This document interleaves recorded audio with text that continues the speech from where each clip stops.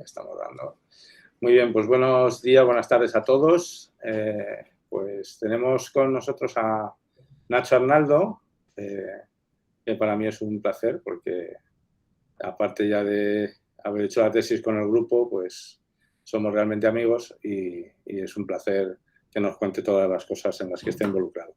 Entonces os cuento primero un poco sobre la trayectoria de Nacho. Nacho estudió informática aquí en la Facultad de Informática y luego realizó el TFG en el CNR de Pisa en Italia, que es como el CSIC en Italia, sobre etiquetado automático de imágenes.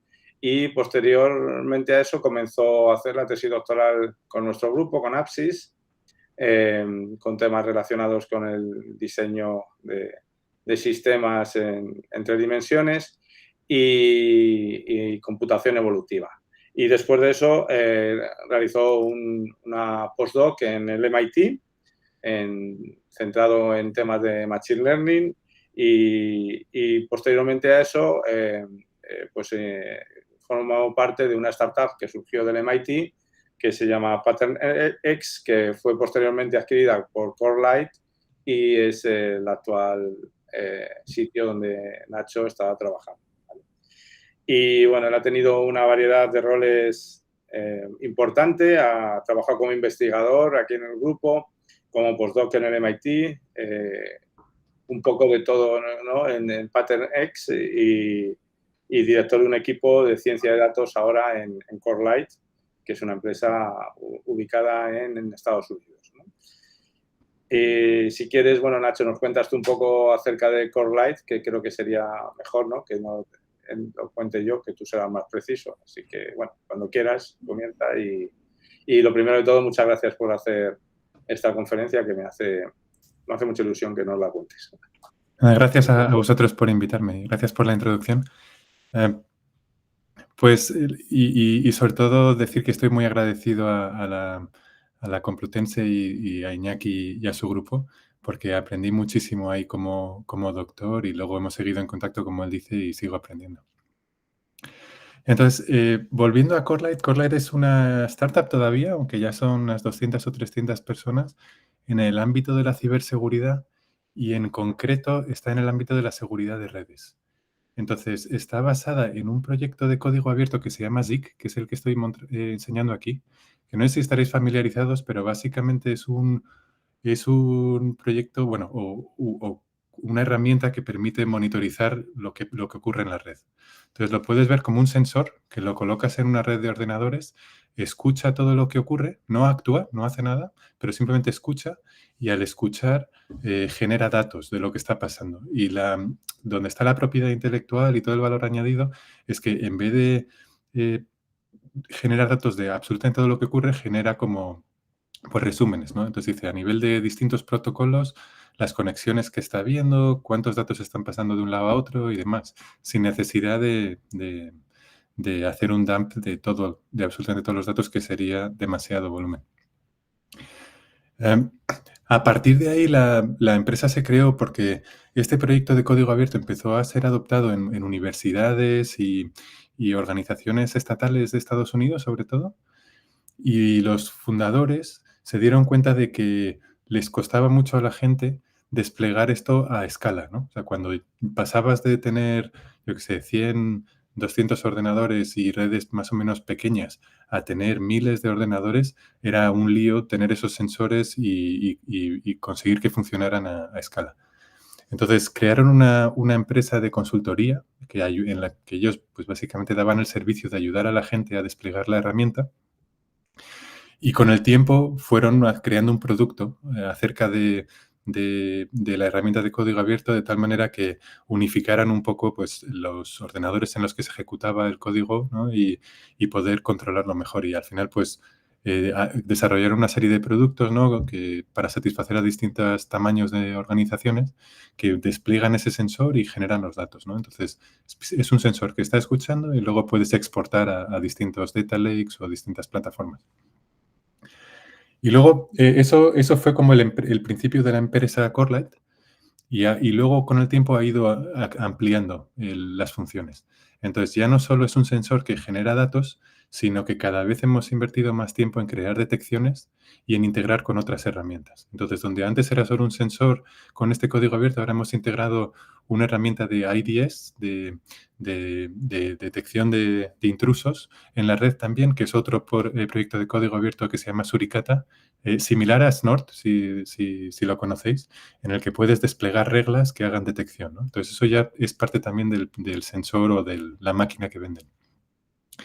Y hace unos años también empezaron a proveer un servicio en la nube de análisis de datos, ¿no? Entonces, y ahí es donde entro yo, o donde entré yo en la empresa, que no solo querían vender una máquina que pudiera escuchar los datos y enviarlos a otro lado, sino querían también ofrecer una capa de analítica que permitiera sacar más valor a esos datos para un poco dárselo más hecho a los clientes. Y luego, pues, la empresa sigue en evolución. Ahora están, pues, intentando ampliar visibilidad de IoT y de sistemas industriales y también, pues, que cada vez, pues, generamos más analíticas con más detecciones. Iñaki, ¿tú crees que eso da una buena introducción a la empresa? Sí, perdona, que estaba hablando, estaba muteado. Y decía que sí, que muchas gracias, me parece perfecto. Así que, si Vale. quieres, puedes comenzar con la... Sí, lo que quería hacer también era dar un poco una idea de la complejidad del ámbito de la ciberseguridad y no quiero ir muy a fondo, ¿no? Pero una de las cosas que sí que quería mencionar es que estas empresas muchas veces necesitan encontrar un sector en el que hay una necesidad, ¿no? Y luego buscar su hueco, por decirlo así, ¿no? Entonces, hay distintos analistas de mercados que intentan clasificar todo el espacio de vendedores de productos de ciberseguridad y los encasillan, ¿no? En categorías. Entonces, hay muchos que son, pues, por ejemplo, de antivirus de toda la vida, ¿no? Y las evoluciones de esos, otros que, como Corelight, son más de sensores de lo que pasa en la red, otros que son firewalls y demás. Entonces, Corelight encaja en algunas de esas categorías. Creo que estaba aquí en analítica de datos, ¿no? En el sector de la red. En la C2, aquí está, ¿no? No sé si veis mi puntero, pero está ahí. Y luego creo que también lo han clasificado en otras categorías y demás. Entonces, eso es simplemente para decir que, aunque sea ciberseguridad, al final cada uno busca su hueco y su espacio. Luego, para poner un poco más, una imagen más gráfica de lo que hace Corelight, ¿no? Esto no es una imagen nuestra, ¿no? Pero básicamente, imagina que tienes una red de ordenadores, ¿no? Con distintas redes LAN, ¿no? Que se conectan a Internet. Entonces, imagínate que esto es una organización, podría ser la Complutense, ¿no? Y desde la Complutense puedes conectarte a Internet o puedes tener tráfico interno. Entonces, de lo que se trata es de colocar un sensor en esa red de tal manera que los datos que vayan hacia Internet y los datos muchas veces que vayan también, se dice de este a oeste, o sea, de red interna a red interna, también los puedas monitorizar y una vez monitorizados, ¿no? O una vez pasen por el sensor, pues los envías a un sistema de almacenamiento y luego en ese sistema de almacenamiento pues también puedes hacer análisis. Luego, un detalle aquí es que en el momento en que estás capturando los datos con el sensor, también puedes hacer analítica ahí, ¿no? Como decía antes, Corelight, la especialización es en coger todos esos datos y hacer resúmenes que sean más accionables y que ocupen menos, ¿no? Entonces, en ese momento puedes meter analíticas para hacer detecciones y si no, también luego con esos resúmenes, con esos logs, esos archivos, también puedes generar un análisis a posteriori. Y luego, para entender mejor la charla, yo creo que también es importante tener un poco una idea básica de lo que son los archivos que genera. Entonces, si estáis familiarizados con las redes, ¿no? Y los distintos protocolos, pues al final el archivo básico que genera es a nivel de TCP/IP, ¿no? Entonces, es decir, pues los flujos de datos en la red de una dirección IP a otra, qué protocolo se está usando, cuántos bytes se están mandando, cuántos bytes se están resistiendo, cuántos se están recibiendo, cuántos paquetes se mandan, cuántos se reciben y demás, ¿no? Y luego, por encima de eso, que cubriría los protocolos IP, bueno, sí, sobre todo TCP, UDP, ¿no? Y CMP, ¿no? luego, por encima de eso, tienes otros protocolos que se encapsulan por encima. Entonces, por encima de TCP puedes tener HTTP o HTTPS, SSL y demás. Por encima de UDP puedes tener DNS y otros protocolos. Entonces, lo que hace la herramienta es generar el archivo, por decirlo así, genérico, que a más bajo nivel, y luego otros archivos para todos los protocolos encapsulados por encima. Ya sea, bueno, la lista es larga, ¿eh? O sea, DHCP para asignar direcciones IP a dinámicas.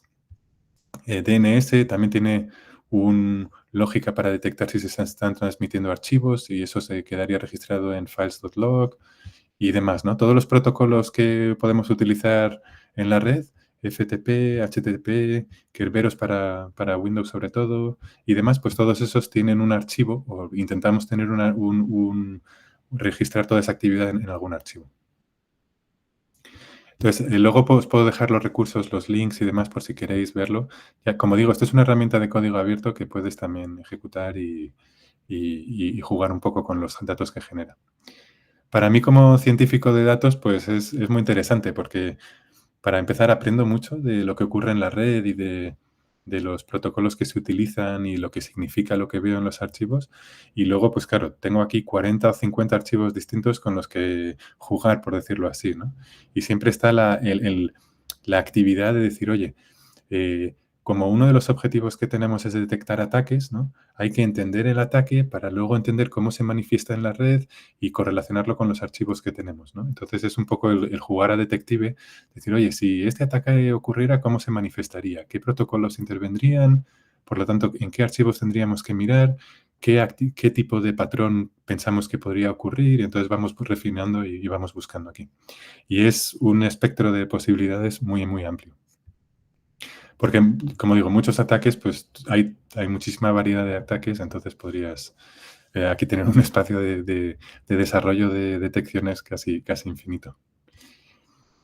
Em, para unir con eso, quería enseñar un poco el espectro de ataques, ¿no? Como decía, es un espectro muy amplio y hay un framework de clasificación de estos ataques que lo lleva una agencia estatal americana, que es MITRE, que es una agencia que se dedica a promover la innovación y el desarrollo, ¿no? Entonces, colaboran mucho con la industria y lo que intentan hacer es detectar necesidades de la industria y desarrollar proyectos que las solucionen. En este caso, un proyecto que ha sido muy seguido y muy adoptado es proporcionar una taxonomía de lo que son los ciberataques.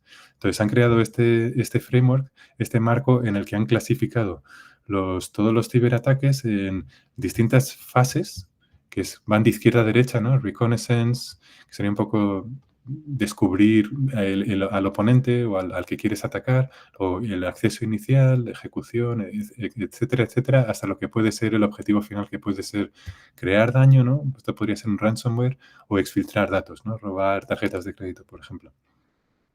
Y entre tanto tienes todas las técnicas que te permiten escalar privilegios, a lo mejor moverte de un ordenador a otro y mantener contacto con el atacante que está en remoto, ¿no? Ahí es donde se centra la charla, o sea, de todo este espectro, bueno, por decirlo más claramente, de todo este espectro hay determinadas actividades que quedan registradas en la red. Hemos hecho ese análisis y es más o menos como un 40%. Otros a lo mejor son a nivel de sistema operativo, entonces no los vas a ver nunca en la red, ¿no? De los que ocurren en la red tienen que ver muchas veces con el acceso inicial, ¿no? Cómo se meten primero en la red y luego cómo mantienen el control, que eso es el command and control, que es cómo mantienes un canal de comunicación entre un ordenador que has comprometido en la organización que atacas y el atacante que está en remoto. Y luego, por supuesto, la exfiltración de datos también, ¿no? Esto es muy rico, vamos, tiene mucha visibilidad en la red. Entonces, la charla se centra dentro de todo este espectro en una técnica concreta, ¿no? Que es mantener un command and control, que se llama también C2 o C2, un poco en el idioma de ciberseguridad, en la jerga, y Dentro de eso puedes utilizar distintos canales, ¿no? Y en particular una cosa muy común es utilizar protocolos web simplemente porque están permitidos, ¿no? O sea, no es una aplicación rara o un puerto extraño que no sea común en una empresa, sino que todo el mundo se conecta a Internet, todo el mundo tiene exploradores que utilizan esos protocolos, por lo cual por defecto están abiertos. Y luego, este marco también da muchos detalles, ¿no? Si voy a Web Protocols, ¿no? De muchos, o bien malware o bien grupos avanzados, que son estos APT, que han utilizado esta herramienta en ataques, ¿no? Y esto está todo documentado. Entonces, aquí lo que vas a ver es o bien grupos que atacan avanzados, ¿no? O cibercriminales que estén utilizando este método, o bien malware, que esto ya es un ejecutable que han encontrado que lo hace, o bien herramientas, ¿no? Y estas herramientas nos vamos a centrar en algunas para ejemplarizarlo, ¿no? Pero creo que había aquí... Esta, por ejemplo, Empire es una herramienta para precisamente mantener estos canales de comunicación que tiene soporte para HTTP y HTTPS. Y hay unas cuantas, lo comentaré en la charla, pero estas herramientas a su vez muchas veces son de código abierto y demás, por lo cual son fáciles de usar para los atacantes. Y de ahí, de esta observación de que esto es una técnica muy común, ¿no? Que ocurre, y para nosotros personalmente era una cosa que no teníamos mucha capacidad de detección, ¿no? Podíamos detectar algunos casos, pero no muchos, pues decidimos invertir aquí y ver si podíamos encontrar alguna manera de detectar muchas de estas actividades, ¿no? Y ahí es donde entra la charla. Entonces, como hemos visto que esto es un ataque muy común, ¿no? Y que se utiliza en la vida real, pues queremos estudiarlo a fondo, ver cuáles son las características de estos ataques y ver si podemos desarrollar, en este caso, algún modelo de detección. Entonces, la motivación lo he ido comentando, ¿no? Pero la idea es que en muchos de los ataques de ciberseguridad tiene que haber algún canal de comunicación entre los ordenadores o recursos que compromete el atacante y el atacante que está en remoto, ¿no? Entonces, lo que ocurre por lo general es que las empresas tienen un firewall que no permiten tener o recibir comunicaciones, ¿no? Eso lo tendrán en casos muy concretos. Pero por lo general lo que sí que permiten las empresas y las organizaciones es que los datos salgan, ¿no? O sea, si las conexiones se inician desde dentro y, por ejemplo, quieres acceder a Internet, esas están permitidas. Y hay determinados protocolos y canales que se consideran imprescindibles para que las organizaciones funcionen, ¿no? Entonces, poder surfear la red es una, DNS es otra, porque necesitas resolver los dominios para saber dónde conectarte, ¿no? Y luego otros servicios como los servidores de tiempo y demás para que las máquinas conecten o se sincronicen los relojes y demás. O sea, que hay una serie de protocolos muy limitada que sí que están permitidos. Por lo general se permite que salga el tráfico abiertamente. Y claro, los atacantes lo saben, entonces deciden explotar eso, ¿no? Porque van a intentar utilizar canales que utilicen esos protocolos. Entonces, la idea es que esos ordenadores comprometidos tienen un implante o un malware que está programado o configurado para enviar mensajes al servidor del atacante. Entonces, en vez del atacante mandar comandos directamente, espera a que se conecte a él el ordenador comprometido y una vez recibe la pregunta del ordenador comprometido, que es algo así como, oye, ¿tienes algún comando para mí para ejecutar? Si lo tiene, pues entonces se lo manda, el ordenador comprometido lo ejecuta y le manda el resultado, ¿no? Entonces, esa es la idea básica. Y para tener esa capacidad, pues existen muchos frameworks, muchas plataformas, que además como decía, muchas son de código abierto, ¿no? Entonces, en este caso nos hemos centrado en 5, Caldera, Metasploit y Meterpreter. Este es un módulo de ciberataques que es como el estándar de la industria. Y luego Sliver y Empire, que son módulos especializados en Command and Control. Luego Cobalt Strike es de pago, entonces creo que teníamos alguna licencia, pero no lo utilicé mucho para la exploración. Y luego, una cosa que ver es que hay un proyecto que se llama el C2 Matrix, ahora lo veremos, que tiene listados, creo que son 130 o más herramientas de estas para hacer command and control. Entonces, esto es una observación porque a lo mejor cada una de estas herramientas tiene alguna característica que sea muy, muy particular, muy identificativa y que la podamos utilizar para detectarlo, pero lo ideal sería encontrar comportamientos o actividades o patrones comunes a todos estos para desarrollar alguna detección genérica, porque si no, tenemos que hacer el trabajo 130 veces, ¿no? En vez de una. Entonces, para ponernos manos a la obra, lo que hicimos fue decir, bueno, pues tenemos estas herramientas de código abierto que podemos utilizar, ¿no? Pues vamos a utilizarlo y vamos a empezar a generar datos. Y una vez tengamos los datos, pues vamos a analizarlos para ver si encontramos esos patrones comunes que nos permitan identificar esta actividad. Entonces, lo que hicimos fue, en un laboratorio, que es básicamente una serie de máquinas virtuales conectadas entre sí, ¿no? Pues si simulamos tener distintos ordenadores comprometidos, cada uno con uno de estos implantes distintos, en este caso Caldera, Empire, Sliver y Meterpreter.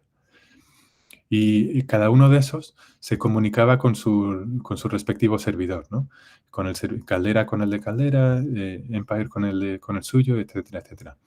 Entre tanto, escuchábamos toda la actividad de red que estaba ocurriendo entre los ordenadores comprometidos y sus servidores. Y eso lo hacíamos pues con la herramienta de Corelight, ¿no? Que está escuchando los datos y generando datos, y luego pues esos datos los podemos analizar en nuestro Data Lake. Por cierto, pararme o hacer preguntas, si hay alguna. Sí, Nacho, ¿cómo se instalan inicialmente estos sistemas en el ordenador comprometido? Pues hay varias maneras. En este caso lo hicimos nosotros manualmente porque no estábamos centrados en esa fase de compromiso inicial, pero muchas veces puede ser un link, ¿no? Puede ser por técnicas de phishing o de social engineering, ¿no? Puedes intentar que alguien instale algo en su ordenador.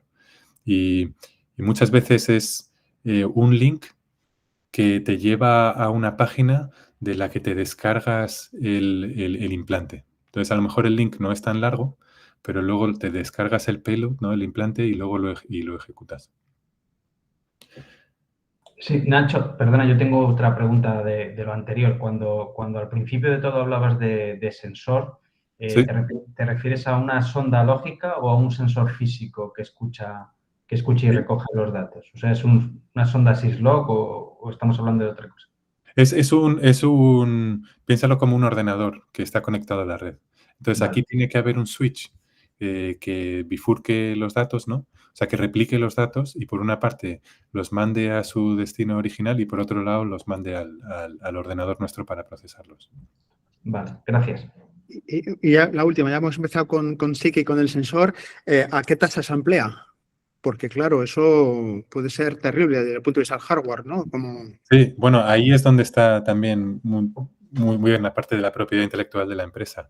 O sea, te digo la verdad, me pierdo un poco con los números, pero sé que está desplegado en entornos con unas 100.000 direcciones IP.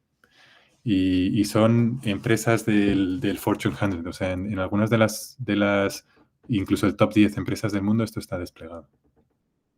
Ya, pero quiero decir que, claro, que dices que parte de la propiedad intelectual es el diseño de ese TIC, ¿verdad? Sí. Y estamos hablando de varios gigabits por segundo. Por segundo, sí. O sea, que son interfaces de muy, muy, muy alta velocidad. Sí. En hardware. Sí.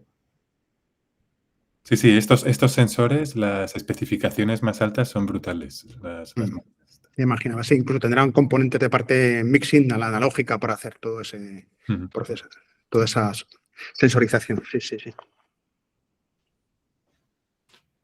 Sí, cuando se habla de Big Data y demás, esto para mí es otro nivel, porque esto no es decir, estás recibiendo datos de interacciones con una página web. O sea, esto es el feed de los paquetes de la red. O sea, es absolutamente todo. Y de ahí tienes que analizarlo en tiempo real para distilar la información. O sea, sí, yo de hecho tenía conocimiento de productos similares desarrollados por por grandes compañías que submuestrean, claro, porque es que no podían con todo lo que sale por ahí. Claro. Hombre, yo entiendo que esto también, si ya tienes una conexión abierta y como esto al final lo que quieres es el resumen, llega un punto en que a lo mejor solo tienes que tener pendiente hasta cuándo acaba, no tienes que seguir analizando el interior de los paquetes, o sea que hay optimizaciones seguro.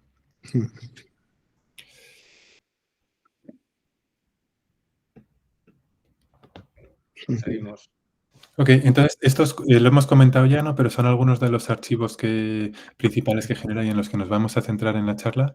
Entonces, este conlog es digamos, el archivo base que tiene las direcciones IP que están encapsuladas en este campo que es ID, ¿no? Que tiene la tupla, ¿no? De direcciones IP y puertos. Luego el protocolo, servicio, que esto puede ser, pues, si es... de protocolo será TCP o UDP o ICMP y el servicio pues será luego los protocolos que estén encapsulados más allá de eso, ¿no? Puede ser DNS, SMTP y demás. Luego duración, bytes que entran y que salen, paquetes y luego pues algunas cosas que se infieren o se especifican externamente como si es una dirección local, la dirección IP es local o no y lo mismo para la destinataria. En el caso de DNS, pues lo que va a registrar es muy distinto. Siempre vamos a tener la tupla de IPs y puertos, eso va a ser común en todos, pero en este caso pues vamos a tener, por ejemplo, la query, ¿no? O sea, el dominio que estamos resolviendo en el caso de ser una query de tipo, bueno, de resolver el dominio, ¿no? De tipo A o AA para IP6. Luego, el código de respuesta también, o sea, si has intentado resolver un dominio, si lo ha conseguido hacer con éxito o si ha fallado, eso suele ser información importante también. Y luego, a veces podemos ver las respuestas, no siempre, y demás información que es del protocolo DNS. Para HTTP, esto lo puedes ver como el tráfico web, ¿no? Pues vas a tener otra vez la tupla de direcciones IPs y puertos, pero en este caso también vas a ver el host, que sería en el header del paquete viene identificado el dominio, ¿no? Al que te conectas, el URI, ¿no? O sea, que estos dos conformarían la URL a la que te conectas. Luego, si el user agent también.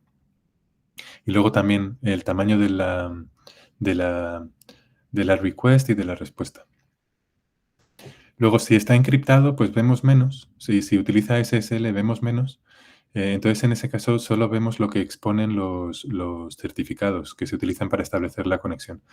Algunos, según la versión de los certificados, ves más o menos, pero en la mayoría de casos todavía se ve el server name, que es básicamente el dominio al que te conectas. Luego, si queréis profundizar, yo os invito a un poco ver la página del proyecto de código abierto y luego estas son pues las descripciones de los archivos, ¿no? Que estoy mostrando aquí.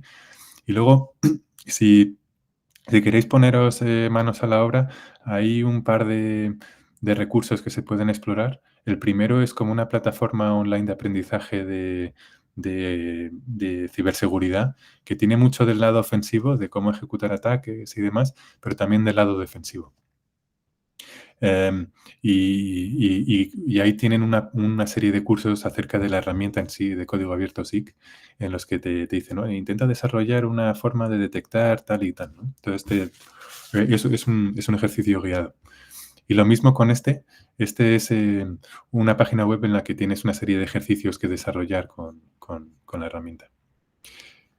De hecho, una cosa más que tengo que decir de la herramienta es que es extensible. O sea, estos son los archivos base, pero luego, como es código abierto y tiene una capacidad de añadir tu propia lógica para poder modificar o extender los archivos o incluso generar archivos nuevos. Ok, a lo que nos ocupa, entonces, lo que hicimos fue generar en ese laboratorio, ¿no? Empezar a escucharlos, a obtener los datos, ¿no?, generados por la herramienta y empezar a observarlos, ¿no?, a ver qué patrones sacábamos. Entonces, con la primera herramienta, pues veíamos el tráfico de la dirección que tenía el implante a la del servidor, y lo que veíamos era que había conexiones regulares, que básicamente cada día veíamos una conexión, ¿no? Lo que pasa es que esas conexiones eran muy largas, y en este caso la herramienta no consiguió descifrar que aquello se trataba del protocolo HTTP. Cuando veíamos el servicio no lo entendía como tal. Entonces, aquí la hipótesis es que la herramienta de código abierto para hacer la simulación tenía algún fallo, ¿no?, que no estaba utilizando bien el protocolo. De hecho, luego, después de mirarlo y configurarlo otra vez, empezó a funcionar más. Pero en cualquier caso sí veíamos un patrón en el que veíamos estas conexiones periódicas cada día. Luego, la primera herramienta tampoco tenía muchas opciones para configurar. La segunda era más interesante, que era Empire. Lo que estoy enseñando aquí es cuando te conectas al servidor, ¿no? Esto es lo que vería el atacante en su servidor que está en remoto. Ve los agentes, que son los ordenadores comprometidos, ¿no?, que tienen un implante que está conectándose periódicamente con el servidor. Entonces, en este caso, los que están en rojo son los que no están activos y los que están en verde los que sí. Pues en este caso estaría diciendo, oye, tengo un implante en un ordenador que tiene esta dirección privada, ¿no?, y que me está mandando señales cada 5 segundos, ¿no? Y esto es la última vez que lo vi. Entonces, luego, esta herramienta te da la capacidad de interactuar con ese agente y mandarle comandos y demás. Y lo que quería enseñar es que es posible configurar el comportamiento del implante, ¿no? Entonces, en este caso, estaba configurado para enviar las señales vía HTTP. Estaba configurado para mandar esas señales de, oye, ¿tienes algún comando para mí? ¿Tienes algún comando para mí cada 5 segundos? Y jitter sería un poco la variación o el ruido en esa señal, ¿no? En este caso, 0 significa que no hay nada, por lo cual exactamente cada 5 segundos va a estar enviando va a estar conectándose. Y luego también puedes modificar lo llaman el perfil, pero es básicamente cómo intentar camuflar las conexiones por HTTP, ¿no? Entonces puedes configurar pues la URL que se va a utilizar, ¿no?, para conectarse, e incluso el user agent, para hacerlo parecer que es un Windows o Linux y demás. Entonces, una de las observaciones es que aquí puedes configurar estos parámetros, ¿no? Entonces, el comportamiento va a ser muy distinto en función de si te conectas cada 5 segundos o cada 20 o cada 30 o cada hora, ¿no? Entonces, tenemos que considerar que esto puede cambiar mucho. Y de la misma manera el ruido, ¿no? El ruido va a ser un factor que va a cambiar mucho la serie temporal, ¿no? Si le añadimos ruido, pues no va a ser una señal periódica. En este caso, como eran 5 segundos y sin ruido, pues veíamos ese comportamiento, ¿no? Aquí las barras son cuando hay actividad, ¿no? Vemos que están espaciadas, como siempre tienen el mismo espacio entre comunicaciones. Vemos el tiempo en el que se registró o que ocurrió cada conexión, las direcciones IP y demás, el método utilizado, el puerto al que se conecta, el host o dominio. En este caso no me molesté en poner un dominio de verdad, se conecta directamente a la IP. Y luego la URI y luego los datos que se mandan y que se reciben, ¿no? En este caso no está mandando datos y sí que está recibiendo, y vemos que es bastante constante. Entonces eso también es una observación que nos puede ser útil.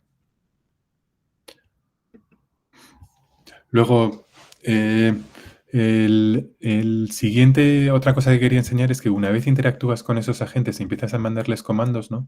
Pues sí que el patrón cambia, porque pasas de tener actividades cada 5 segundos con datos constantes a cuando evidentemente hay información que se está pasando de un lado a otro, empiezas a ver datos que van en ambos sentidos, ¿no? Antes esto eran todos ceros y ahora sí que estamos viendo cómo hay conexiones que sí que tienen datos, y luego aquí los datos también, el tamaño de los datos va cambiando. Lo que sí que vemos es que siguen siendo conexiones periódicas, ¿no? Entonces, a lo mejor lo que ocurre es que está configurado para ser cada 5 segundos. Entonces, cada 5 segundos pregunta si tiene un comando y si lo tiene, inmediatamente lo responde. Entonces, por eso ves que hay como momentos en los que hay más conexiones que otros. Eso quiere decir que en esos momentos había comandos y respuestas que se estaban intercambiando. En este caso, la siguiente herramienta la configuramos un poco distinta. También se podía elegir el periodo o el intervalo entre comunicaciones y el ruido.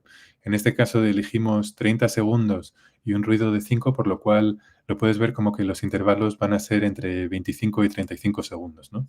Entonces, cuando lo ves parecido a la otra, ves señales más o menos periódicas, ¿no? Aunque en realidad, como decía, hay una cierta variabilidad.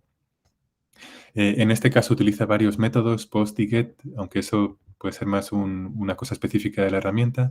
Y también vemos que está randomizando o generando URIs aleatorios, que si tienes el ojo desarrollado para esto, ves que son un poco raras, porque hay veces que tienen como muchísimos niveles y además los niveles se repiten muchas veces, ¿no? Como bundle, bundles, bundle. O sea, que hay algo, tiene pinta de que ahí hay un algoritmo que está generando valores aleatorios, que también puede ser interesante para la detección. Entonces, en este caso, el comportamiento cuando hay interacciones es distinto al otro. Lo que ves es que hay señales periódicas, no sé si lo veis bien, pero hay como un puntito ahí a los intervalos estos de entre 25 y 35 segundos y una vez hay interacciones, ves como que hay actividad más constante. Y de hecho, este tenía la capacidad de generar una shell, o sea, una conexión de terminal directa, y en ese caso ya sí que había muchísima más actividad. Entonces, la idea es, cuando no hay comandos que ejecutar, tienes este comportamiento de beaconing, ¿no? Mandas de vez en cuando una señal, tienes comandos. Esta herramienta en particular te permite tener una sesión un pelín más interactiva, ¿no? Pero de manera que cuando mandas un comando todavía hay un cierto retraso, o directamente una shell que es totalmente interactiva y ahí sí que ves mucho más tráfico. Y luego, por último, Metasploit Meterpreter lo ejecutamos, pero no vimos ninguna capacidad de configurar el periodo o el jitter, la variabilidad. Y lo que vimos es que cada 10 segundos estaba haciendo este comportamiento de beaconing. Entonces, para hacer un poco resumen, sin centrarnos mucho en las plataformas independientes, sí que quería decir que todas estas tienen la capacidad de comunicarse en vía HTTP, ¿no? Y que lo que sí que hemos visto en 2 de ellas es la capacidad de jugar con el periodo y con el ruido. Entonces, esos son los elementos que hemos visto que son comunes a todos estos. Porque luego, a nivel de interacciones, pues cambia, ¿no? El comportamiento era un poco distinto. Luego, eso, aparte de los frameworks, también quería ver un poco cómo gestiona esta comunicación el malware, ¿no? Y bueno, esto es la broma, ¿no? De que al final siempre tenemos que tener una transparencia con ChatGPT, ¿no? Entonces conseguí la respuesta, no me fío mucho de la respuesta que me dio, la verdad, porque me costó unos cuantos intentos conseguirla, no me quería dar información de malware. Entonces tuve que jugar con eso. Pero sí que viene a decir que ha habido muchas familias de malware, ¿no? Que sí que han sido documentadas o se ha documentado que utilizan beaconing también y la frecuencia varía muchísimo, ¿no? En el caso de malware tiene más sentido que utilicen frecuencias más altas porque estos pueden ser botnets, ¿no? Que a lo mejor están compuestas de miles de ordenadores comprometidos y en ese caso no te interesa tanto tener una interactividad con cada uno de ellos, ¿no? Simplemente quieres, a lo mejor una vez al día, una vez cada X horas, mandar algún comando a todos los de la red. Pero cambia mucho, de 60 segundos, en algunos casos respondía también 15 segundos y demás. No lo veo aquí bien, pero parece que 2 horas en los casos máximos y demás. Entonces, las observaciones es que tanto los frameworks de C2, de C2 como malware tienen esta capacidad de tener el beaconing, ¿no? Que es como para mantener la conexión abierta y que la periodicidad varía muchísimo de segundos, que son los valores por defecto en muchos de estos frameworks, a horas. Incluso se ha documentado casos de atacantes que quieren realmente pasar desapercibidos que lo pueden hacer cada día o incluso menos, ¿no? Y luego la capacidad de añadir ruido a esa señal, ¿no? Para que no sea una señal perfectamente periódica, para intentar pasar más desapercibido también. Luego que hay distintos canales en los que se pueden utilizar, HTTP, DNS y demás, y que luego tenemos que esperar una mezcla de patrones de beaconing con patrones de interacciones.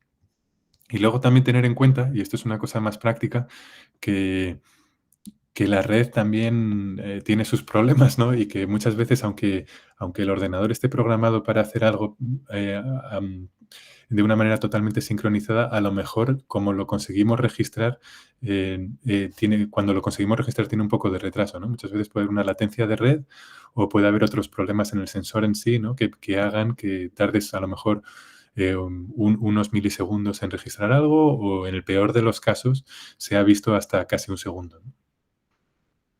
Entonces, eso para este caso sí que puede tener un impacto significativo. Para este caso digo, para intentar detectar estas señales, sobre todo en el caso de que sean periódicas perfectas. Entonces, las ideas clave son, vamos a centrarnos en la secuencia temporal de inicio, ¿no? Porque parece que es el componente común. Y como hemos aprendido cómo son estos patrones, no tenemos, bueno, podemos utilizar los datos que hemos generado, por supuesto, y los utilizamos, pero también podemos generar datos sintéticos, porque al fin y al cabo lo que tenemos que entender es el proceso que genera los datos, ¿no? Que es una periodicidad con un ruido, que lo tienen varios frameworks, que eso lo podemos replicar offline y generar muchas secuencias temporales para intentar crear un modelo de predicción que en base a una señal o una serie temporal nos diga si puede ser generada por uno de estos frameworks o no, si es beaconing o no.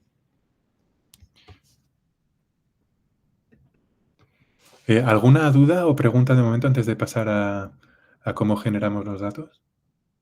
Sí, una preguntita. La generación esta de secuencias sintéticas la hacéis con Machine Learning también. En este caso no, de hecho es lo que voy a cubrir ahora en la siguiente sección.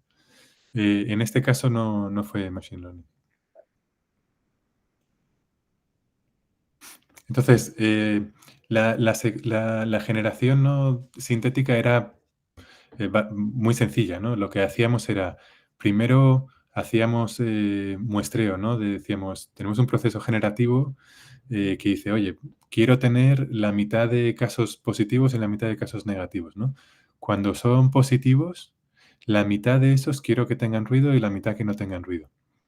Entonces, de modo que conseguimos tener un dataset con la mitad de casos positivos, la mitad negativos, y dentro de los positivos la mitad de esa, ¿no? O sea, la cuarta parte tiene ruido y la mitad no tiene. Entonces, para generar estas secuencias, ponemos un máximo de 24 horas, pero lo limitamos a los 100 primeros eventos. Es decir, que si el periodo es muy rápido, vamos a cubrir mucho menos tiempo. Y si el periodo es muy largo, pues cubriremos las 24 horas. Entonces, limitamos la frecuencia a un rango entre 10 segundos y 4 horas, que es lo que nos pareció razonable que podría ser utilizado en la práctica. Y un ruido que también varía entre el 1% del periodo, ¿no? y el 50% del periodo.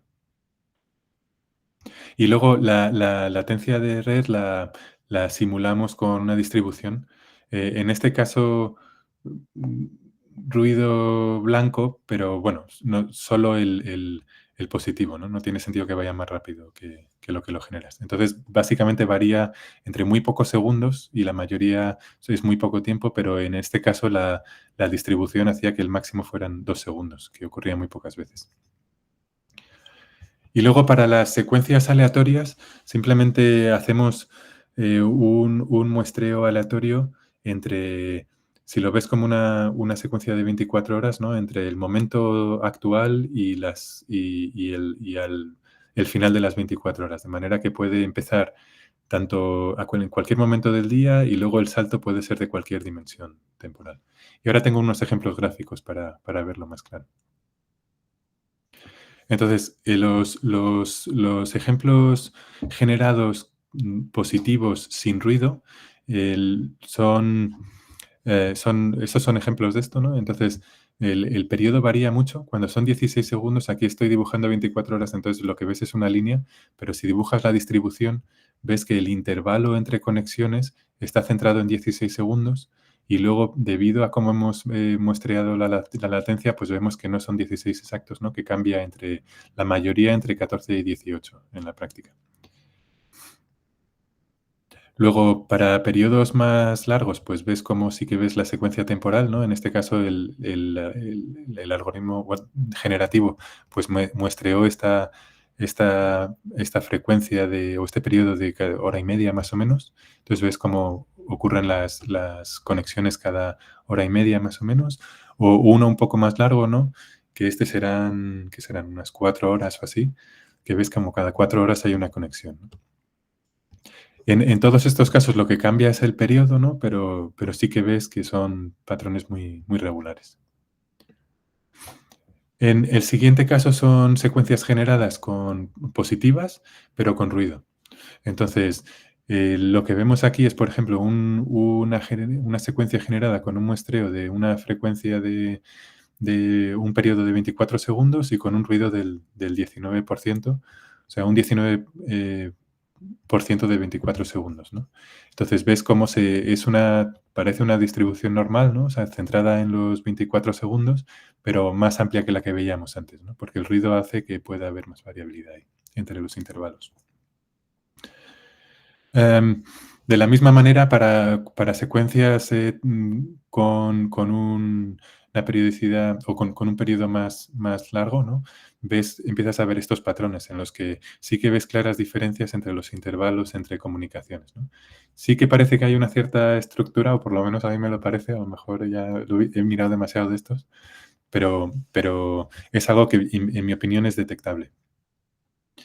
Y luego lo mismo, pero con un periodo más corto, pero con muy poco ruido, ¿no? Si muestreas muy poco ruido, pues sí que va a aparecer una secuencia más regular. Y luego, en cuanto a secuencias aleatorias, pues puede ser un poco con mucha variabilidad. Pueden empezar muy pronto en el día o casi al final, ¿no? Eso es totalmente aleatorio. Y luego, cada vez el salto temporal al siguiente punto, pues elige un valor aleatorio entre el momento en el que se encuentra y el final del día, ¿no? Entonces, cualquier momento del día entre el momento actual y el final puede ser muestreado. Eso va a generar a veces saltos muy largos, a veces saltos muy pequeños. ¿Responde esto, Iñaki, a la duda? Sí, perfectamente, gracias. Entonces, luego, a nivel de modelado, lo que hacemos es generar estas secuencias, pero nos centramos en los intervalos. No tanto el momento del día en el que ocurre, sino la diferencia temporal entre distintas comunicaciones. Y eso lo que nos da es una robustez o invariabilidad al momento en el que empieza la secuencia, porque ya si solo miramos los intervalos, nos da igual que empiece al principio del día o al final, ¿no? Lo que miramos es los saltos temporales entre comunicaciones. Y luego, por lo cual, pasamos de una secuencia temporal en la que tenemos la hora del día, ¿no? A tener los intervalos entre secuencias y luego los normalizamos, ¿no? Para que básicamente, o estandarizamos, para que sean más digeribles por una red neuronal. Y ahí pasamos al entrenamiento de la red neuronal que va a ser entrenada con este conjunto de datos. Entonces, en este caso, la intuición que teníamos era que estos patrones, ¿no? Que son bastante gráficos, ¿no? Y que puedes desarrollar una intuición para reconocerlos, pues pensamos que podría ser un buen encaje para una red convolucional. El motivo es que estas redes convolucionales se ha demostrado que tienen mucho éxito analizando imágenes y estábamos viendo estas secuencias temporales pues como imágenes prácticamente, ¿no? Que podían desarrollar una intuición. Y lo que hicimos fue diseñar una red neuronal que analizaba estos intervalos, ¿no? Con filtros convolucionales de una dimensión, porque solo tenemos estos intervalos, no tenemos otro eje. Y luego 2 capas de convoluciones y luego... perdón, en este caso estoy describiendo lo que sale en esta imagen, que son los filtros convolucionales, en este caso solo sale uno, ¿no? Luego que tiene una capa y luego una red neuronal totalmente conectada que acaba en una capa final de clasificación.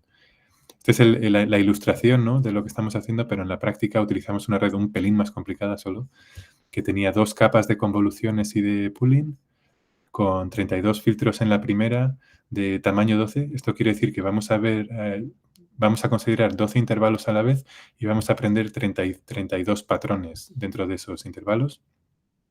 Y la siguiente capa vamos a utilizar 16 filtros de tamaño 6, por lo cual vamos a poder conectar actividades que ocurren en distintos pasos o distintos momentos de la secuencia.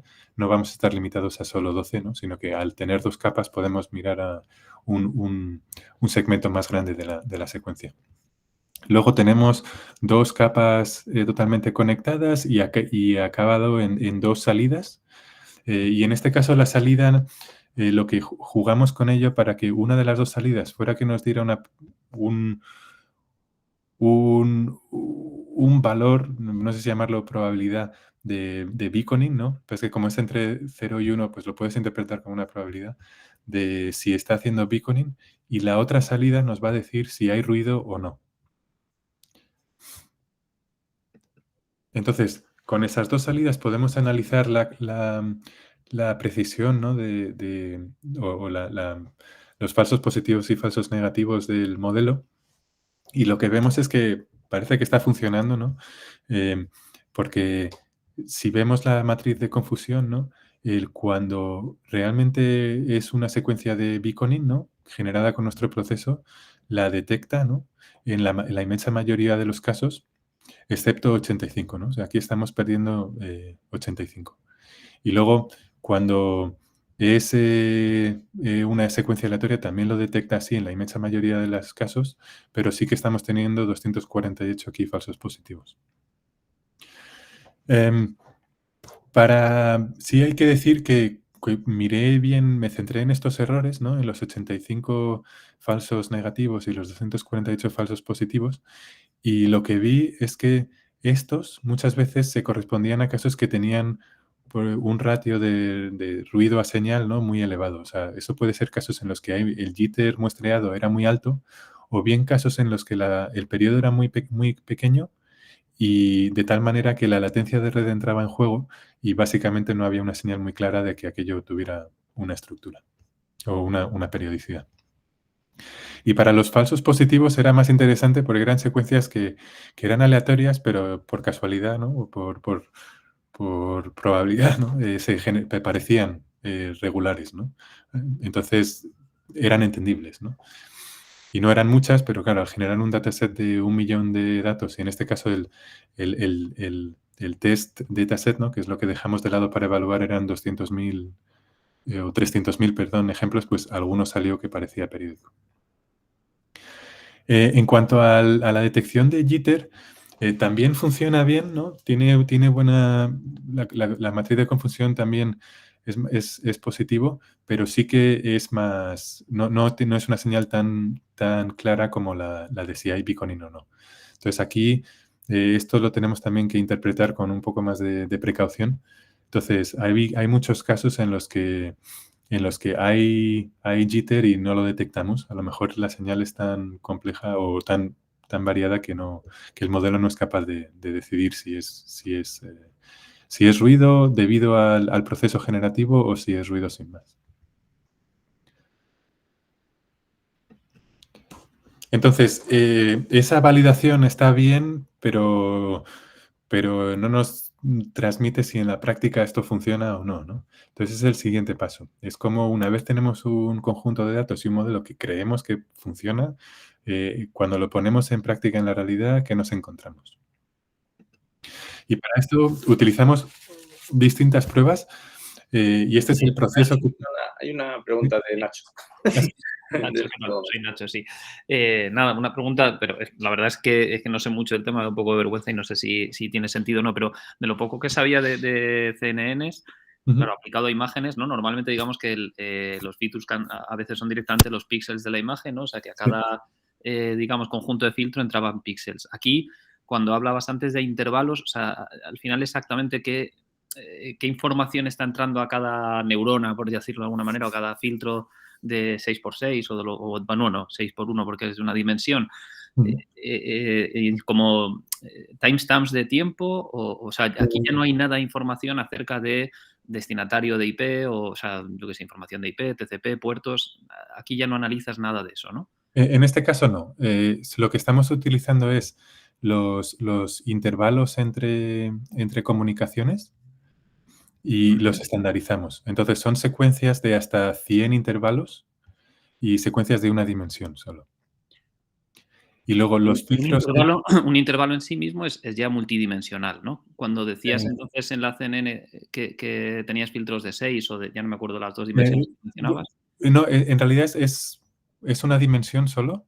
Porque y lo que hace un filtro en este caso, imagínate de tamaño 4, ¿no? Sí. Lo que va a hacer es coger cuatro intervalos consecutivos y aplicar la función, ¿no? Vale. Entonces, dentro de este array de una dimensión, ir cogiendo de 4, de 6. Vale. Bueno, entonces, normalmente el funcionamiento de la red convolucional sería, si tienes, imagínate, un filtro de tamaño 4, ¿no? Lo que va a hacer es analizar los 4 valores consecutivos y generar el resultado para esos 4 valores, ¿no? Sí. Luego, moverse al siguiente y evaluar los 4 siguientes y generar un valor para esos 4. Sí. Y así consecutivamente hasta el final de la secuencia. Vale. En este caso, lo ampliamos en vez de a 4 a 12 valores seguidos, ¿no? Sí. Y luego, en vez de tener un filtro que analizar, pues tenemos, no sé si dije 12, ¿no? Sí. 32, creo. O sea, que aprendes 32 funciones de 12 intervalos diferentes. Vale. Sí, o sea, lo que no acabo de ver entonces, este 1.23, 1.23.01 son instantes de tiempo relativos, ¿no? Los que se produce... Pero es más intuitivo verlo con esta secuencia, que estos son segundos. Estos son segundos entre conexiones. Lo único que esto está, pues, cambiamos el rango para que sea más digerible para la red. Vale.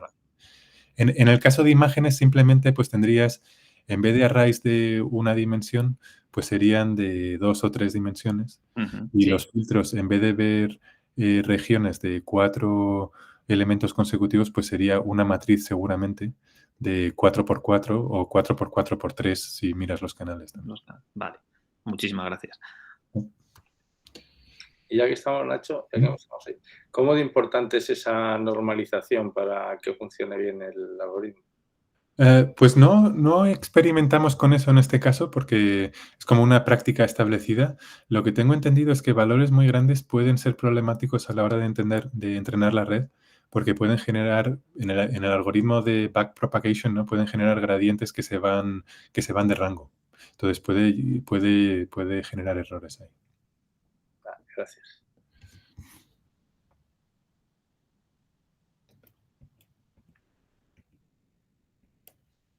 Entonces, para validar el modelo solemos tener varios métodos, ¿no? Lo primero es empezar con casos pequeños, ¿no? Estos son a lo mejor capturas de tráfico que algún investigador ha conseguido o ha hecho o que hacemos nosotros mismos simulando o ejecutando malware, por ejemplo, o a lo mejor capturas de otras simulaciones, ¿no? Y vamos a ver si el modelo detecta lo que sabemos que son este comportamiento, en casos en los que sabemos que este comportamiento de beaconing ha ocurrido, si lo detectamos o no, ¿no? Eso es la primera validación. En este caso cogimos una captura de paquetes que estaba disponible online, ¿no? Que decían ellos que tenían un patrón de beaconing cada 30 segundos a este dominio, ¿no? Entonces lo ejecutamos en el algoritmo y lo detectó. También detectó otras actividades como beaconing, por ejemplo, unas conexiones periódicas a este dominio, ¿no? Que básicamente es un servidor que te proporciona el tiempo, ¿no? O sea, yo me imagino que será una app que tienes en el móvil o en tu portátil que te va actualizando si está nublado o no. En Madrid os da igual, pero aquí en Londres es importante. Y luego, por ejemplo, es Windows Updates, que es un proceso de actualización de Windows, ¿no? Que también tiene sentido que lo haga de manera periódica Y luego tiene sentido que le metan un poco de ruido también, porque si tienes una red con muchísimos ordenadores y se sincronizan esas actualizaciones, puedes generar un pico de tráfico que a lo mejor no deseas, ¿no? Entonces tiene sentido que haya un poco de randomización para que no todos los ordenadores se actualicen a la vez.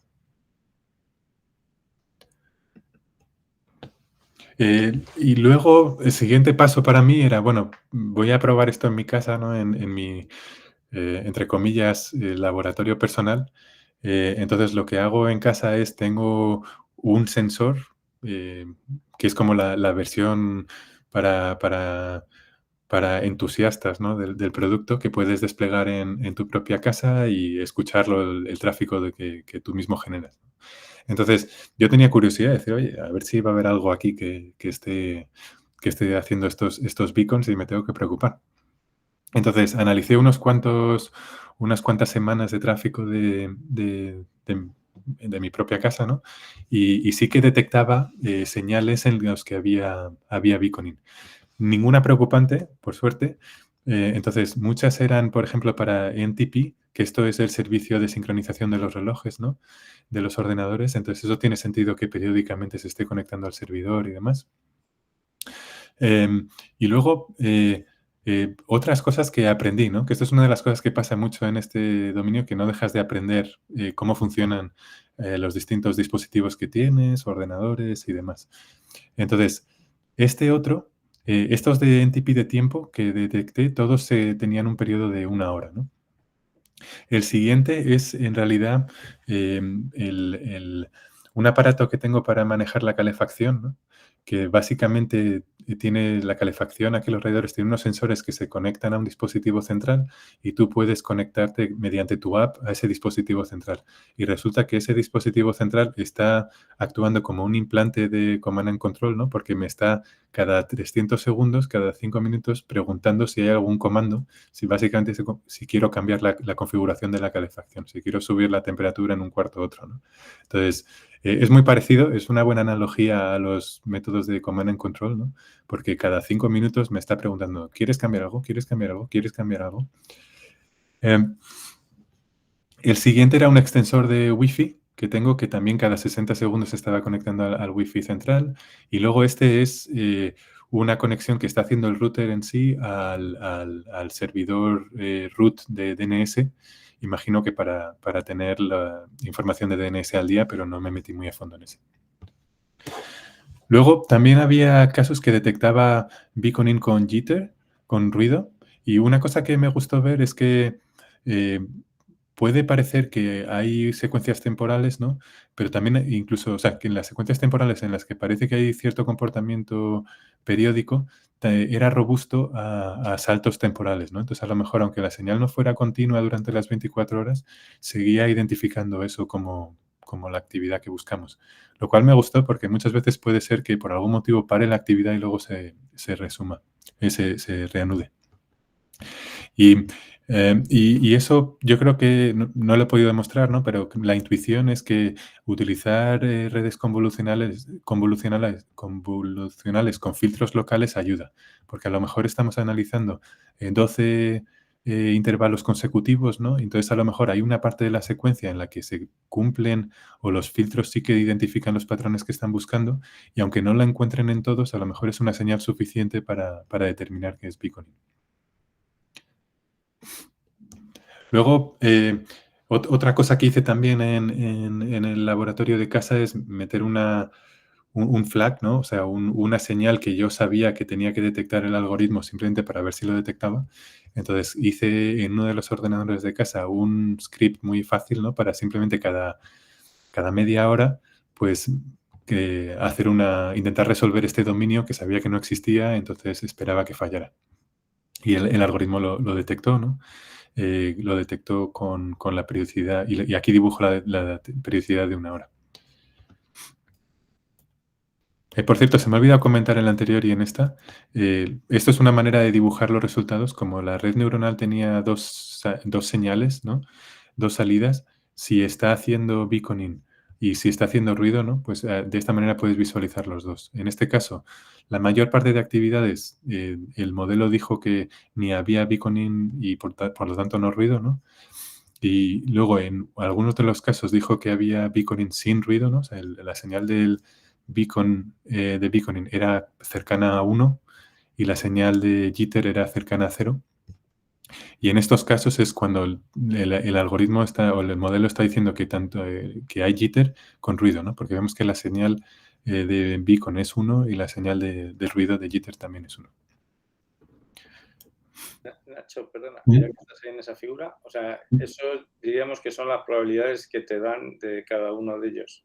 Sí. Y entonces siempre son probabilidades muy próximas a 1 y a 0. Sí, y eso es una cosa positiva del modelo. Claro, claro. Luego, cuando he desplegado esto a escala, no era una señal tan clara como esta. O sea que luego sí que veía muchas cosas en medio y demás.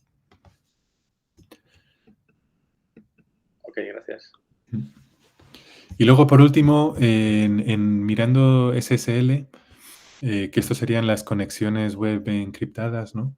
En las que solo podemos ver el dominio, pues detectó también señales periódicas cada media hora, ¿no? En este caso es una conexión que tengo en un ordenador que está conectando a Google Safe Browsing, que es una base de datos de direcciones IP maliciosas y dominios, ¿no? Entonces, se actualiza cada media hora, por lo cual esto pude validar que lo estaba detectando correctamente.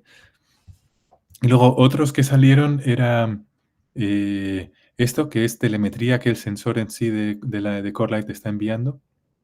Y luego también una conexión a un servicio externo que estoy usando para mandar los datos. Entonces todo más o menos tenía sentido. Y luego había señales que también son interesantes, como esta, que estaban siendo detectadas por el modelo porque parece que hay como patrones, no sé si lo veis bien, pero como bastante uniformes en algún momento dado y luego a lo mejor el ritmo de las conexiones acelera, ¿no? Y luego vuelve a estirarse y luego acelera y luego vuelve a estirarse y aún así el modelo estaba detectando esos casos. De nuevo, la intuición es que gracias a analizar patrones de manera local, ¿no? Y luego combinar esos, podemos detectar casos en los que hay este tipo de variabilidad. Y luego comentar que con la empresa, ¿no? Tenemos un programa en el que trabajamos con empresas y organizaciones externas y lo que consiste este programa es que nos dejan desplegar sensores en sus organizaciones y tener acceso a sensores y máquinas como un servidor remoto aparte, ¿no?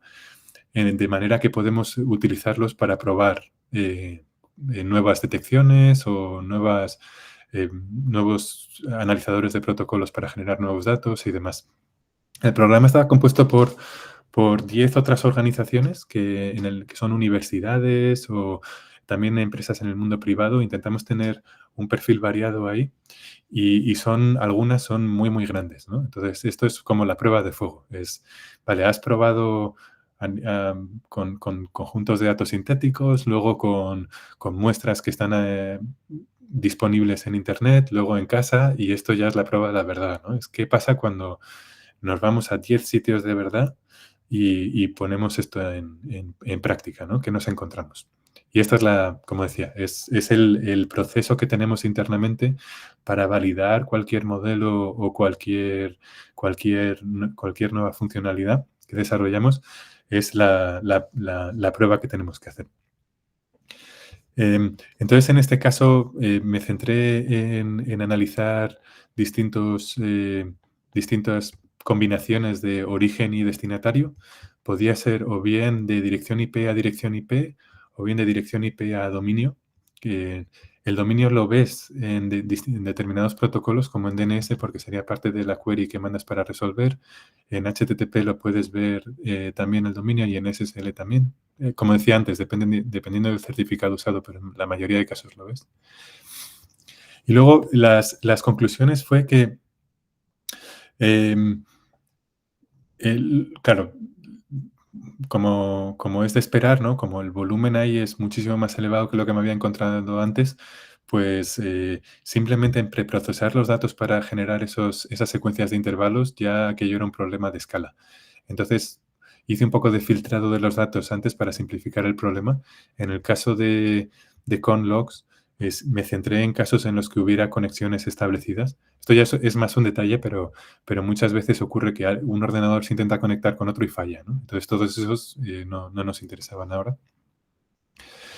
Para HTTP pude filtrar secuencias que tuvieran tamaños de datos relativamente pequeños, y esto fue en base a las observaciones de los datos mandados y recibidos en los periodos de beaconing de las distintas herramientas de Command and Control. Y luego, para hacerlo un poco más orientado a detección de dominios que pudieran ser maliciosos, pues también puedes filtrar a veces y centrarte en algunos top-level domains, o sea, que suelen estar más asociados con páginas de phishing y demás. Luego, lo que sí vi es que casi todas las actividades que detectaba el algoritmo cuando las ponía en un gráfico, ¿no? Y las analizábamos, todas parecían ser beacons. Lo que pasa es que resulta que hay muchísimas aplicaciones y dispositivos que lo hacen de manera legítima, ¿no? Entonces, es la conclusión de todo este análisis es que es un modelo que está funcionando, ¿no? Para detectar esto, pero que es uno de los elementos que hay que mirar, ¿no? Para detectar que si lo que quieres es ver que algo es maligno o malicioso, esto es una de las cosas que tienes que ver. En cualquier caso, la filosofía de la empresa también es que todo lo que sea visibilidad, sobre todo de un comportamiento complejo, es valor añadido, ¿no? Entonces, ahora lo que estamos haciendo es perseguir dos frentes. Uno es, queremos desarrollar una capacidad genérica, ¿no? De detectar este comportamiento de beaconing, con ruido o sin ruido, de manera que podamos generar tal vez un archivo nuevo que diga, oye, estos son todos los dispositivos, todas las conexiones o las secuencias de conexiones que parece que están haciendo beaconing, ¿no? Muchas veces es interesante simplemente porque hay gente que le gusta tener esos archivos para ellos mismos crear detecciones por encima o puede ser también un complemento muy bueno a una investigación, ¿no? Oye, ¿qué me puedes decir de tal servicio o de tal dirección IP? Y enseguida puedes ver, oye, había beaconing, ¿no? Y luego también estamos refinando el modelo o ampliándolo para realmente detectar estos frameworks, ¿no? Y tener una señal que con confianza nos pueda decir, es beaconing, pero también es muy posible que sea uno de estos frameworks de Command and Control. Y ahí es donde, aparte de la señal temporal, combinamos el resultado de este modelo con análisis de los URLs, ¿no? Como vimos antes, muchos de esos frameworks que utilizan generan valores aleatorios. También estamos teniendo en cuenta, los tamaños de los bytes recibidos y enviados y recibidos. Cuando vemos un dominio, es decir, en determinados archivos, pues también tenemos en cuenta la popularidad. No es lo mismo conectarte a Google que a un dominio que no has visto nunca, ¿no? Eso es una pieza o una información muy importante. Y luego en el caso de DNS también podemos filtrar porque es sabido que estos frameworks utilizan solo determinados tipos de petición DNS para comunicarse. Entonces podemos también utilizar un poco de conocimiento del dominio, ¿no? para reducir un poco los datos que analizar o para mejorar la señal. Entonces, como conclusiones muy generales, esto nos ha servido para ver que estos beaconings, estas señales son muy prevalentes en frameworks, en plataformas de Command and Control, pero también en muchos otros servicios y aplicaciones que son legítimos. Por otra parte, que en la práctica estas señales, aunque muchas veces estas señales no son perfectamente periódicas, entonces necesitamos métodos que sean robustos. Como hemos visto, puede ser que haya una mezcla de patrones de beaconing con luego interacciones, pero también puede ser que por distintos motivos no veamos algunas de las señales, ya sea porque el sensor no las conseguía analizar bien o simplemente porque perdió conectividad la máquina. Puede haber muchos motivos que hagan que falten parte de esas señales. Y luego, como hemos visto en algunos casos, también es posible que haya patrones mezclados, ¿no? En los que hay beaconing pero a distintas frecuencias. Y lo que hemos visto del modelo, ¿no?, de CNN es que parece prometedor porque está encontrando beaconings con muchas frecuencias, con ruido o sin ruido, también en casos donde faltaba alguno de esos beacons, ¿no? Y luego también casos en los que había estas mezclas, ¿no?, de beaconing con interacciones.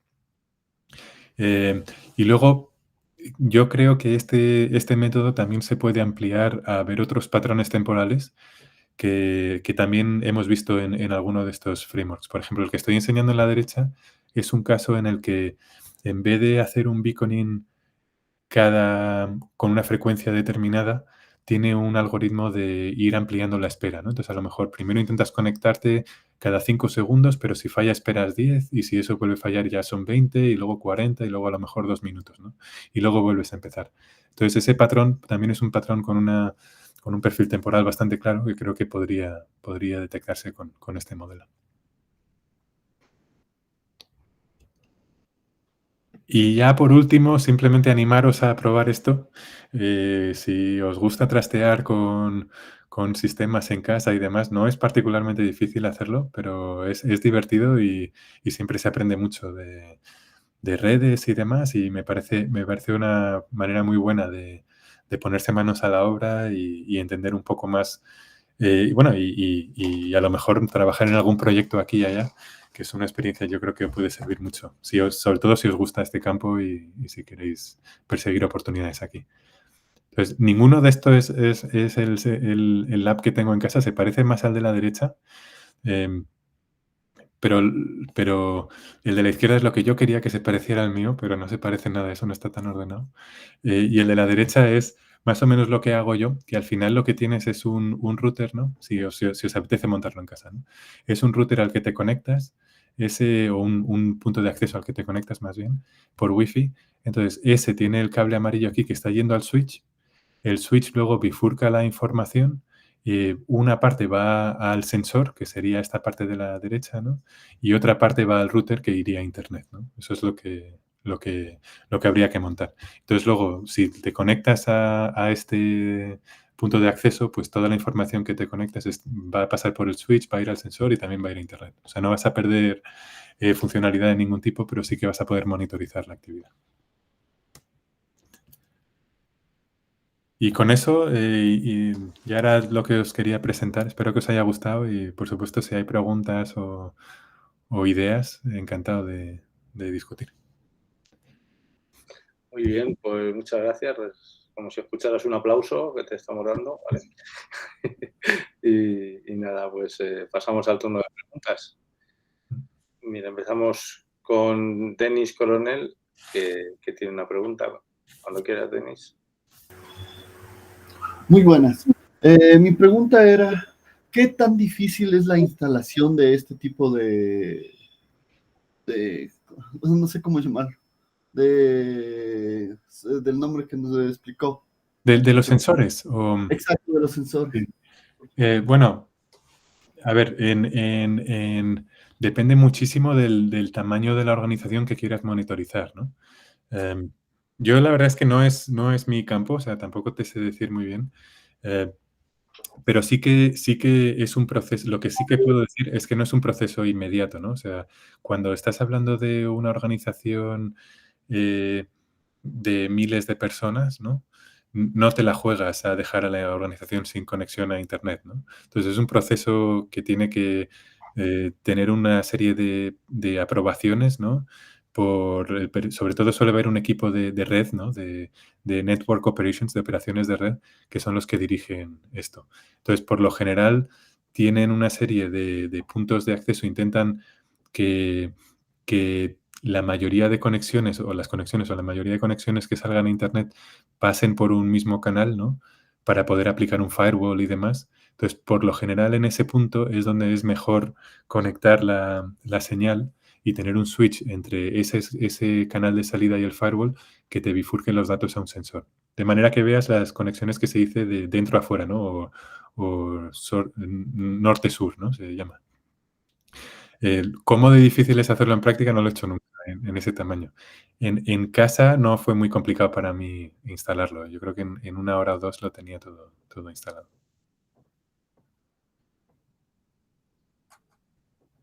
Muy bien. ¿Alguna pregunta más? Óscar. Sí, Nacho, vamos, muy interesante, interesantísimo lo que nos has contado. Yo tengo una duda respecto, por ejemplo, a la inserción de ruido, ¿no? El jitter que has mencionado tú. Porque parte, a ver si a lo mejor no he entendido más, pero parte de la detección lo haces viendo, ¿no? La diferencia incremental entre paquetes, ¿no? Que van con un mismo destinatario. Pero yo ahí sí me pregunto, ¿no? Tú estás asumiendo una cierta periodicidad a la que le metes un ruido que, además, por la naturaleza que lo has presentado, lo has modelado como un ruido gaussiano, ¿no? Sí, para la latencia y para el jitter también, sí. Claro. Y bueno, pero en el caso del jitter está acotado. O sea, no puedes muestrear un valor. Ya, por encima las colas las has truncado, ¿no? Pero no puede ser que, al fin y al cabo, esto es por software, ¿no? Que el malware este que te instales decida esperar más o menos.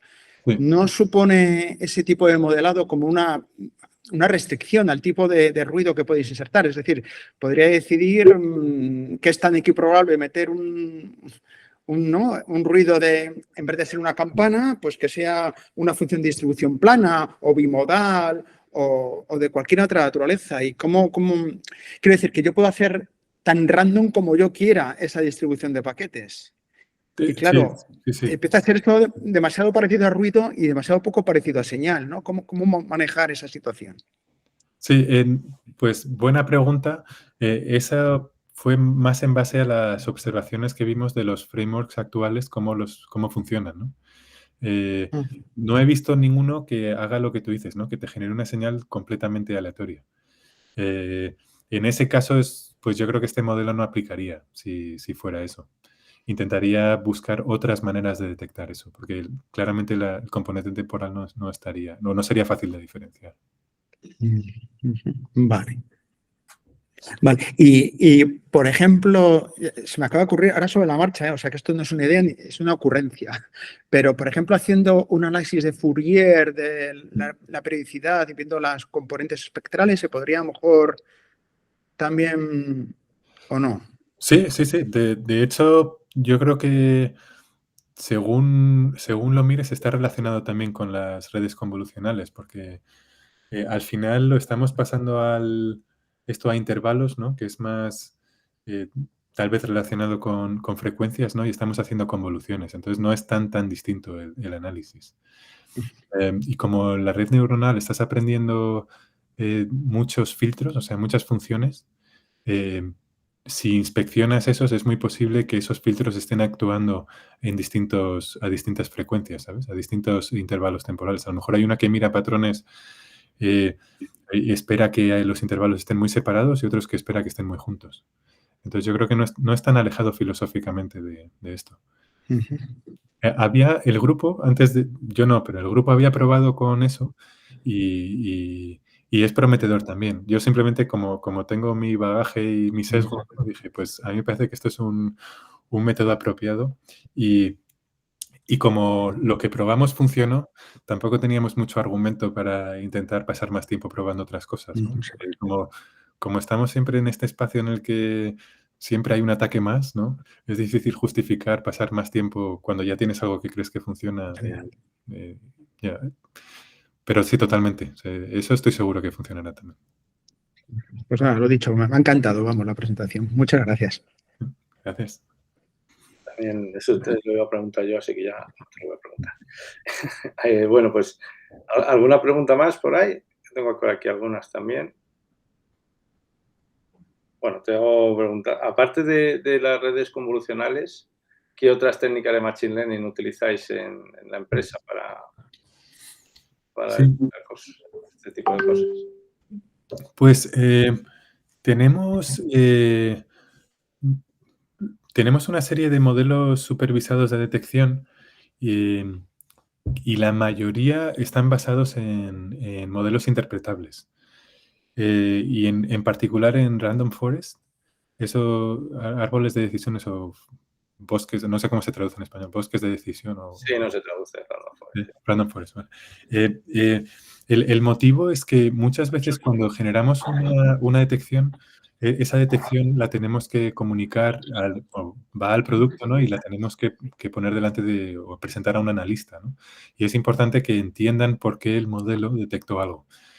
En el caso por ejemplo, de beaconing, a mí no me preocupa mucho explicarlo porque si enseñamos el patrón temporal es bastante intuitivo, ¿no? Tú puedes ver si desarrollas un poco la intuición de ver estas series temporales, si parece que hay algo periódico o no, ¿no? Entonces, como que, por decirlo así, de manera nada científica, se explica un poco solo, ¿no? En el caso de otros modelos es mucho más delicado. Entonces, tenemos que decir, a lo mejor creemos que esto es maligno porque hubo tal número de este tipo de conexiones o porque hubo tantos bytes que se mandaron y demás. Y en ese caso, utilizar Random Forest sí que nos permite derivar unas explicaciones de las detecciones. Luego, también tenemos una serie de modelos basados en Deep Learning para análisis de dominios y de URLs. Y ahí utilizamos también otros conceptos de NLP, ¿no? de procesado de lenguaje natural, basados en LSTMs, en Long Short Term Memory Networks y también también hay algunos casos en los que transformamos los dominios a imágenes y los analizamos para ver si pueden ser variaciones de dominios, si pueden ser homógrafos de algunos dominios que queremos analizar. Por ejemplo, si alguien hace una variación de un dominio de Amazon para hacer un ataque de phishing, ¿no? Y utilizan en vez de la A normal la A cirílica, es muy difícil de detectar si no lo ves gráficamente, ¿no? Entonces, lo que hacemos es transformar esos dominios a su representación en una imagen y comparamos con dominios de referencia para ver si las imágenes son parecidas o no. Muy bien.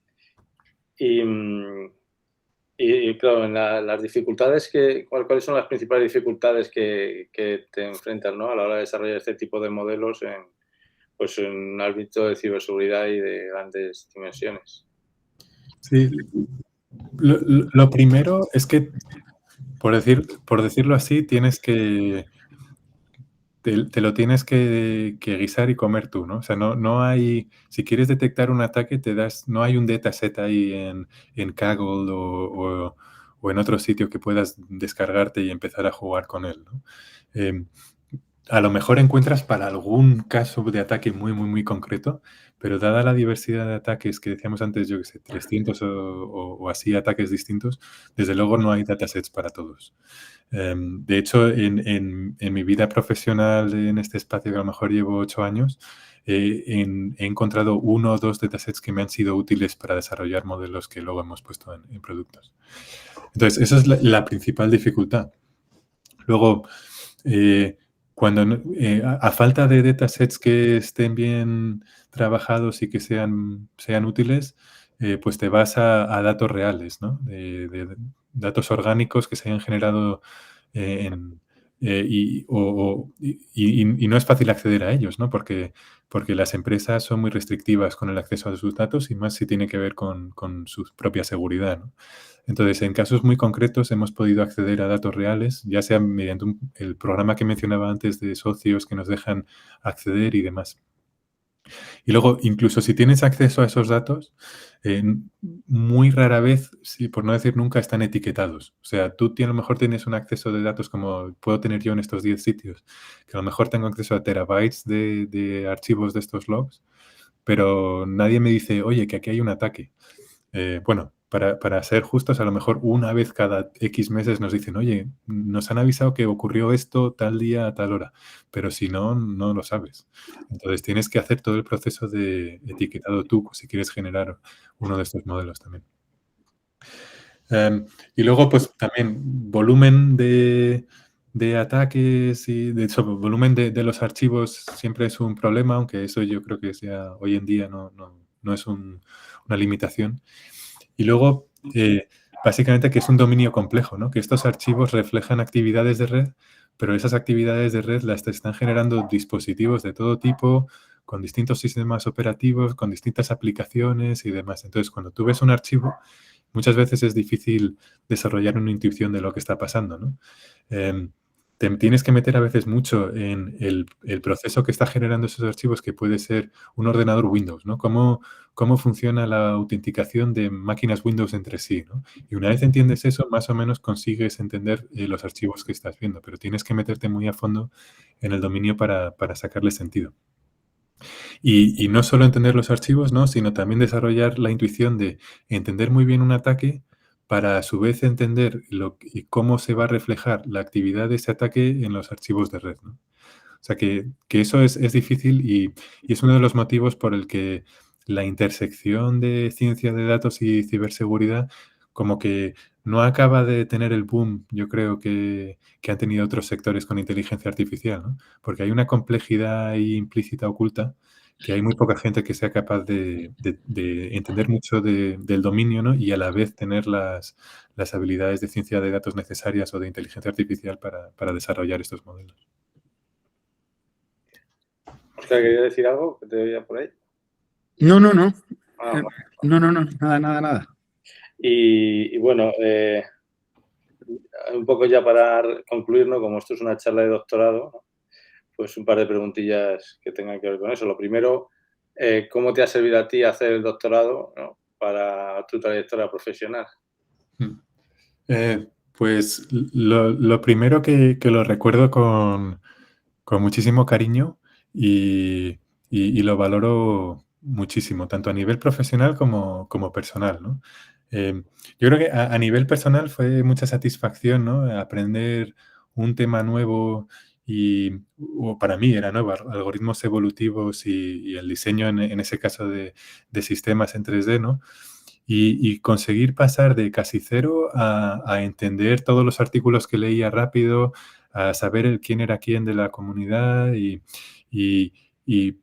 aunque fuera un estudiante de doctorado más, ¿no? De cara a la sociedad en conjunto, pues te conviertes en un experto en un tema, ¿no? Y para mí eso fue muy gratificante. Y luego a nivel profesional, cosas que me han servido que a lo mejor no valoré en su momento es que creo que una vez has hecho eso una vez, de pasar de cero en un tema a 100, ¿no? De repente es mucho más fácil hacerlo para los siguientes temas, ¿no? Entonces yo ya he tenido en mi carrera profesional varios momentos en los que he ido pivotando, ¿no? He ido cambiando de sector, de sector o de tema. Como decía Iñaki, como postdoc trabajé con Machine Learning, ¿no? Entonces el vínculo ahí fue los algoritmos evolutivos. Pasé de saber algoritmos evolutivos para optimización a aplicarlos para Machine Learning, ¿no? Y de ahí expandí el ámbito de Machine Learning y entonces pues aprendí mucho de redes neuronales, de otros métodos de clasificación, regresión, clustering, etcétera. Y también desarrollé la habilidad de crear sistemas para entrenar modelos, para desplegarlos y demás. Entonces ahí ya empecé a adquirir más de Machine Learning y de sistemas de software. Y luego al acceder a la startup, ahí me metí de lleno en ciberseguridad, ¿no? Y ciberseguridad, he de decir que es el que más me costó porque es tan amplio y que es muy fácil perderse.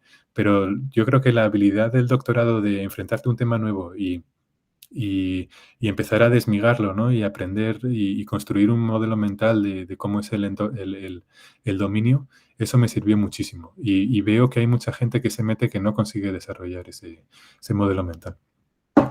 Y luego, en cosas más prácticas, sí que me ha servido mucho la capacidad tanto de desarrollar experimentos, ¿no? De plantear experimentos más bien, y luego de generar datos que nos permitan obtener conclusiones, ¿no? Y que nos permitan decidir qué hacemos después, ¿no?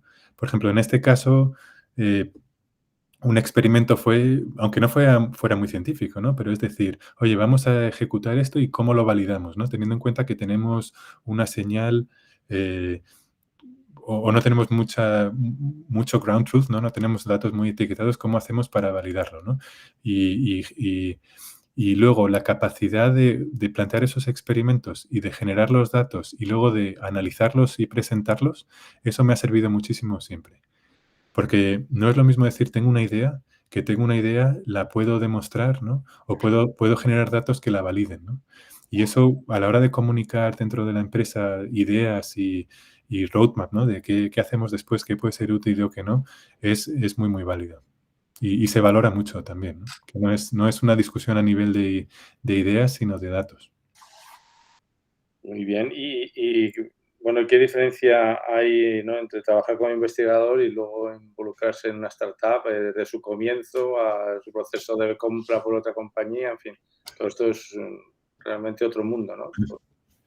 Sí, totalmente. Lo primero que me sorprendió es lo difícil, ¿no?, que es el mundo de las startups, ¿no? Como decía, como enseñaba al principio, ¿no? Y simplemente en ciberseguridad es un entorno con miles de vendedores, ¿no? Entonces, encontrar tu hueco ahí es complicado. La verdad es que no era mi función en la primera que me metí.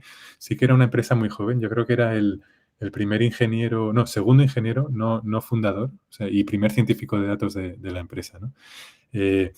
O sea que básicamente era yo el que desarrollaba toda la tecnología de ciencia de datos y demás, y luego el equipo fue creciendo, ¿no? Y los empecé a dirigir y demás.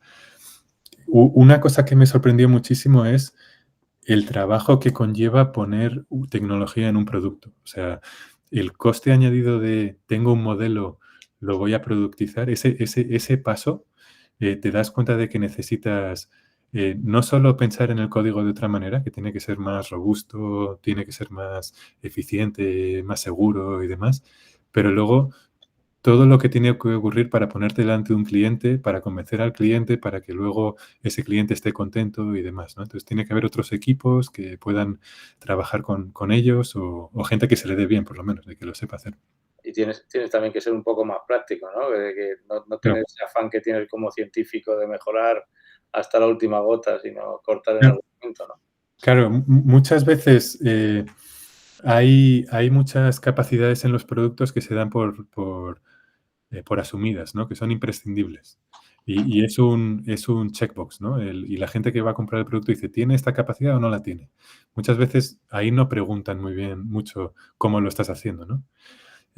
Luego sí que los productos intentan diferenciarse y decir, no, es que nosotros hacemos esto mejor porque tal y cual. Ahí sí que es importante, yo creo, tener por lo menos una historia de por qué lo tuyo es distinto o mejor, ¿no? Pero como dices, luego el pasar del 99% al 99,1%, nadie lo va a mirar muy a fondo, ¿sabes? O sea, que muchas veces la filosofía es más de tenerlo hecho y si alguien ve un problema con el resultado, entonces se actúa en ello, ¿no? Pero mientras no se vea problema, no hay necesidad de seguir mejorando eso. Y bueno, ya una última, para que se note que somos del departamento de arquitectura, ¿no? Ujú. Todos estos algoritmos, ¿dónde los entrenáis? Y bueno, ¿qué tipo de paralización utilizáis? Sí, pues depende lo que nos viene un poco marcado por los productos por cómo se despliegan en los productos, ¿no? Entonces, en uno de los productos que tenemos, que es una plataforma en la nube, esa está utilizando para desplegar los modelos y el procesado de datos necesario para los modelos, está utilizando Spark. Entonces, intentamos cuando trabajamos con datos offline, utilizar la infraestructura y el código lo más parecido posible a cómo se despliegan. Entonces, utilizamos también Spark. No sé si estáis familiarizados, pero hay una empresa que se llama Databricks que te permite tener notebooks con los que es muy fácil acceder a clusters, ¿no? Que los puedes definir tú lo grande que quieres que sean y luego ejecutar código en ellos. Entonces, ellos como que se encargan de la gestión de la infraestructura y para nosotros nos facilita mucho la vida porque lo único que tienes que hacer es crear tu notebook como lo harías en tu ordenador, pero simplemente luego decir, oye, quiero que ejecuten un clúster de tantos procesadores y demás. Y con tanta memoria y luego además tienes la opción de elegir si quieres que el clúster tenga GPU o no. En el caso de estos modelos de Deep Learning sí que hemos utilizado GPUs para entrenar, pero en el caso de los modelos de interpretables no nos ha hecho falta. Y de hecho no tendría un beneficio utilizarlos. Muy bien, pues nada, yo por mi parte no sé si hay alguna última pregunta por allí, alguna curiosidad. Sí, José Ignacio, perdona, yo había escrito en el chat una pregunta administrativa, no tiene que ver con la charla, ha sido muy interesante, Nacho. Gracias. Si no hay ninguna pregunta para Nacho, bueno, todos los que habéis participado en la charla yo he tomado nota, aparte que queda registrado porque me genera un listado, ¿vale? Entonces yo pasaré la lista al doctorado. Muchas gracias.